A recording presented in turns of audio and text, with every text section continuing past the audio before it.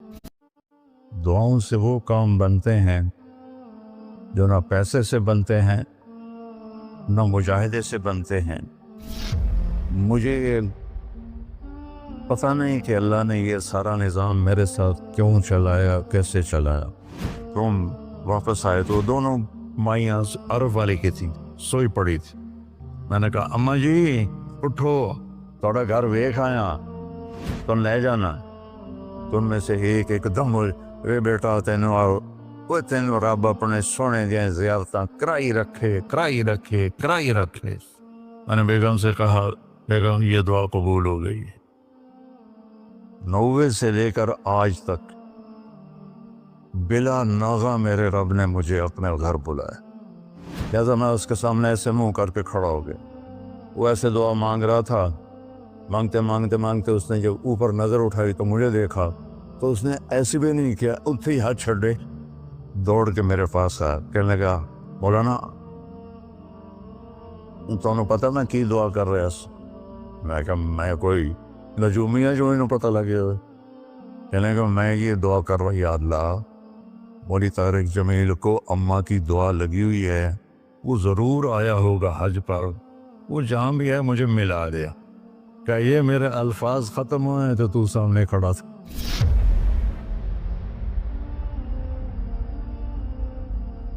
दुआओं से वो काम बनते हैं जो ना पैसे से बनते हैं ना मुजाहिदे से बनते हैं। मुझे पता नहीं कि अल्लाह ने ये सारा निज़ाम मेरे साथ क्यों चलाया, कैसे चलाया। ये एक वाक़या की तरफ मेरा जहन जाता था। सर्दी शदीद थी और आइलैंड सुनसान होता था। बाहर बाजार में 2 होटल थे, एक चाय की दुकान थी। तो मैं बरामदे में खड़ा था तो मेरे उस्ताद साहब रहमतुल्लाह अलैह मौलाना अब्दुल रहमान, उन्होंने करवट बदली किया। तो उनके करीब दूसरे उस्ताद लेटे हुए थे, मौली अहमद बटला साहब। कहने के मौलाना क्या हुआ? कहने के सर में बहुत दर्द था।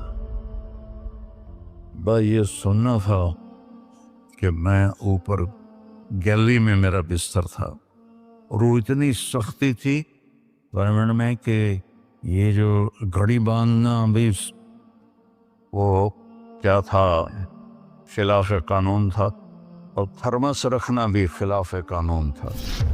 मुजाहिदा ठंडी चाह पियो। तो 2 लड़कों ने थर्मोस चोरी रखा हुआ था, तो मैं एक को मैंने जा उठाया। मैंने बोले थर्मोस किथे? कहता वो पड़ा हुआ है, वो पड़ा। तो मैंने उसे उठाया, बगल में डाला और मैंने बाजार की दौड़ लगा दी। 10 बज रहे थे और 10 बजे सन्नाटा 250-300 का तो मजमा होता था रायमंड। मैं कहा या अल्लाह कोई दुकान खुली हो, या अल्लाह कोई दुकान खुली हो। तो मैं नंगे पाँव, दिसंबर का महीना था, मैं नंगे पाँव दौड़ा और मैंने देखा तो वो चाय की दुकान का दरवाज़ा बंद था और रोशनी आ रही थी। मैंने कहा ये लगता खुली हुई है। तो मैंने उसके किवाड़ ऐसे किए तो वो खुल गया। तो आगे वो दुकान वाला, उसका नाम था अनवर मुल्तानी रहमतुल्लाह। ये मैं आपको बता रहा हूँ 73-74 की बात। तो वो बैठा हुआ था। मैंने कहा भाई अनवर चाय बनानी है। कहा भाई मैं तो औरंग भाई मैं तो थका हुआ हूँ, ये दूध पड़ा है खुद ही बना दे। तो मैंने कहा चूल्हा का, ये चूल्हा भी पड़ा है। तो मैंने वो होते थे हवा भरने वाले चूल्हे, उससे मैंने दूध गर्म किया, पत्ती डाली, चाय बना। चाय की दुकान पे सर दर्द की गोली का क्या काम है?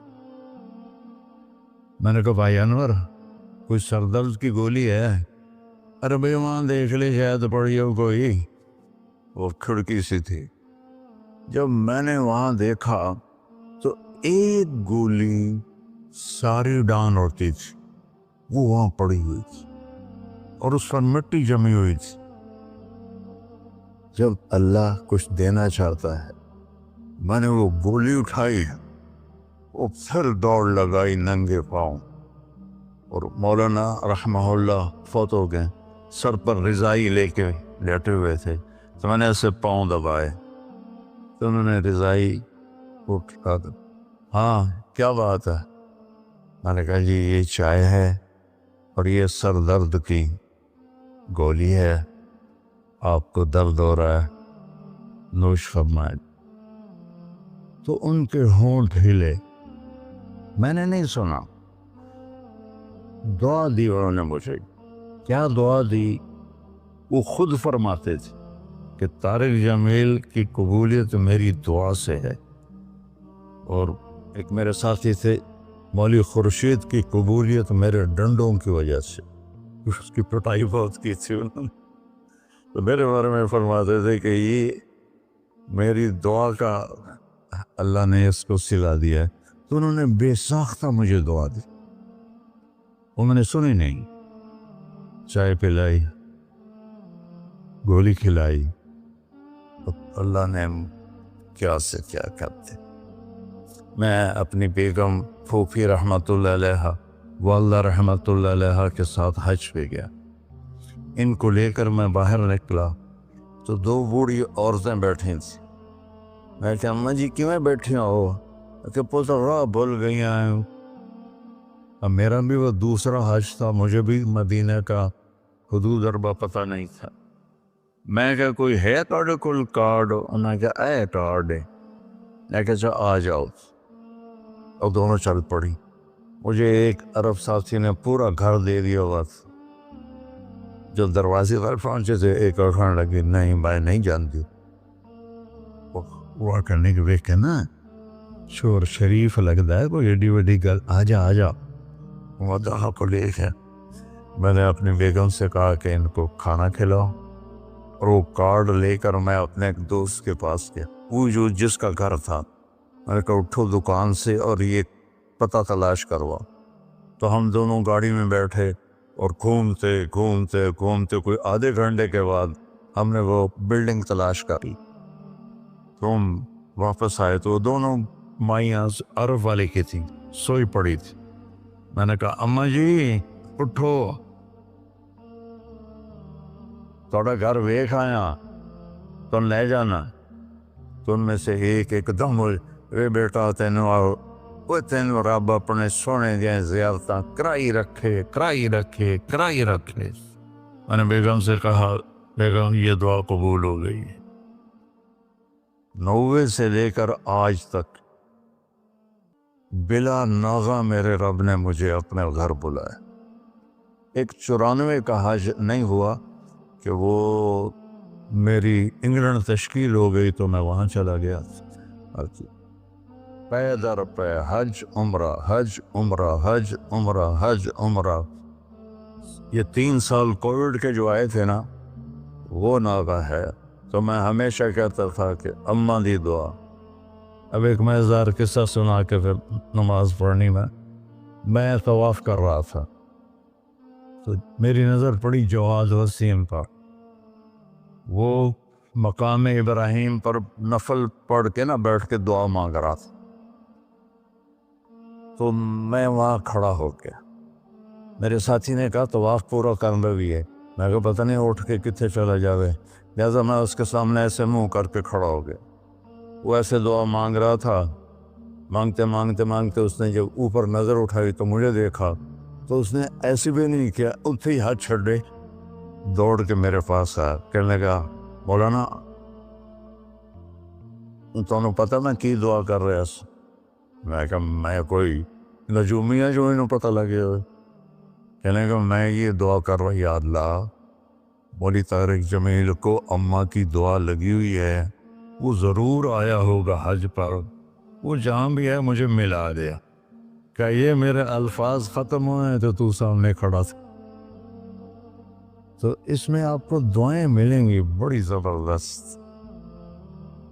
اللہ اپنے فرائض پورے کرو، نماز میں ناغہ نہ ہو، کسی کے لیے دل میں نفرت نہ رکھو، آپس میں اگر صحیح چلنا ہے تو ایک دوسرے کی غیبت نہ کرو، برائی نہ کرو، تو پھر انشاءاللہ نسلوں تک اللہ ہمارا یہ کام چلے گا۔ میں روزانہ مانگتا ہوں یا اللہ اس کو صدیوں پر لے جا، یہ نہیں کہ میں چلا جاؤں تو کام ختم ہو جائے، یا اللہ اس کو صدیوں پر لے جا، تیرے لیے کیا مشکل۔